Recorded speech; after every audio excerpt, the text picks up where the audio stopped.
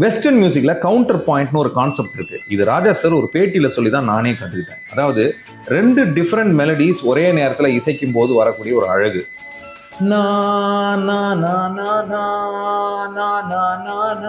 இப்படி ஒரு மெலடி, அது கூடவே இன்னொரு மெலடி ரெண்டும் சேர்த்தோம்னா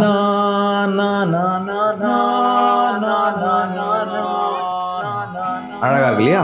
ஸோ இந்த கான்செப்ட் தான் இந்த பாட்டுல வருது. ஹீரோ இருக்காரு, அவருடைய மனசாட்சி, ஹீரோயின் அவங்க மனசாட்சி, இது எல்லாம் சேர்ந்து பாட்டு பாடுதுன்னு போது ஹீரோ ஹீரோயினுக்கு ஒரு மெலடியும் அவங்க மனசாட்சிக்கு கவுண்டர் பாயிண்ட் மெலடியும் பண்ணிட்டாரு. அதோட நிறுத்தாம லிரிக்ஸ்லையும் புரட்சி பண்ணி வாலி சார்கிட்ட கேட்டு, எனக்கு ஹீரோட லிரிக்ஸ் ஹீரோயின் லிரிக்ஸ் கேட்கும்போது அது ஒரு அர்த்தம் வரணும், அதே மாதிரி மனசாட்சியோட லிரிக்ஸ்ல ஒரு அர்த்தம் தனியா வரணும், ரெண்டையும் சேர்த்து பாடும்போதும் ஒரு அர்த்தம் வரணும் அப்படின்னு மிகப்பெரிய புரட்சி பண்ணியிருக்காரு. அதுதான் இந்த பாடல் என் கண்மணி.